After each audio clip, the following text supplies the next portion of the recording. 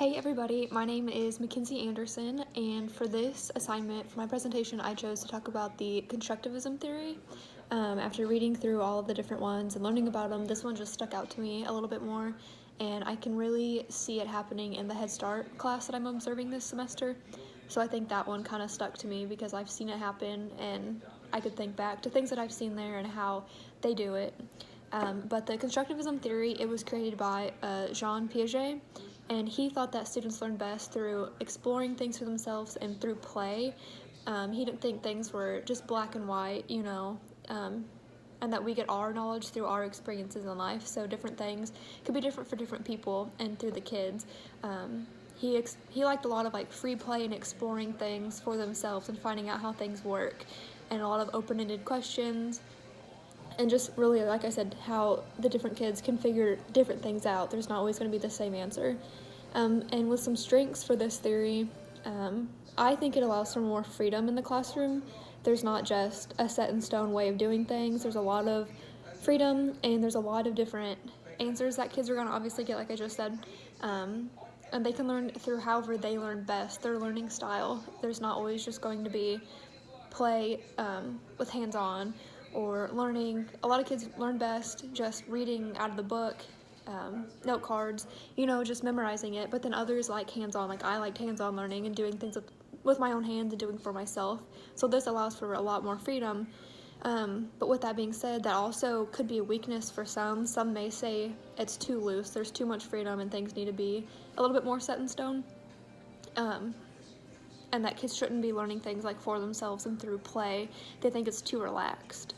So that kind of went with the strength and the weakness, that it's very good that the kids can do things for themselves and exploring, and there's many different answers, but then others will look at this theory and say it's too much freedom, and kids need to be taught and be told what the right answer is.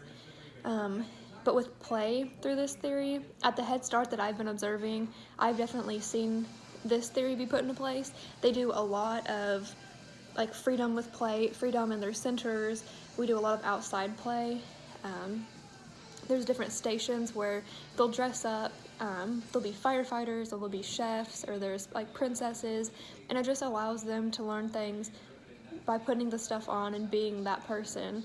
And the teachers will obviously talk to them and ask them a lot of open-ended questions, oh, what does this do? And it'll be the water hose for the firefighter costume, or there'll be a chef and they'll hand them the spatula and what will this be used for? A lot of things like that. And for me, that's how I learned best as a student and as a child. I liked acting it out and being, putting yourself in that shoe.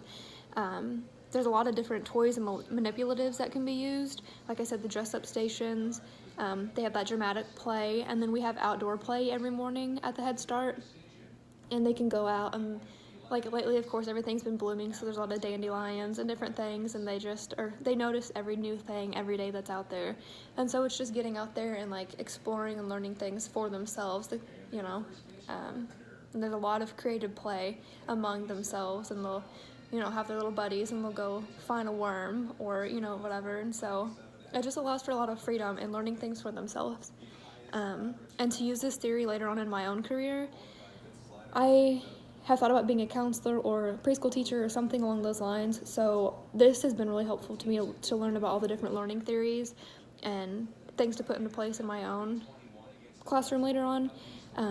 But I'll need to ask a lot of questions and problems to the students and then just help guide them toward their answer.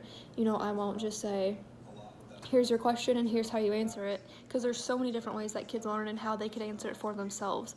So a lot of just open-ended questions and helping them find their own answer to the things and the problems that I bring up. We can incorporate a lot of group work, and then knowing that there's going to be a lot of different interpretations for different answers, like I just said, but that group work allows for the kids to kind of bounce ideas off each other, and one student will say, look at this, and the other student may say, oh, I've seen this before. Just a lot of, they can bounce ideas and learn from each other and their own experiences. So that's just kind of an overview of the constructivism theory, and hopefully it helps a little bit, and I look forward to reading everybody else's PowerPoints and presentations and just learning a lot more. So thank you guys.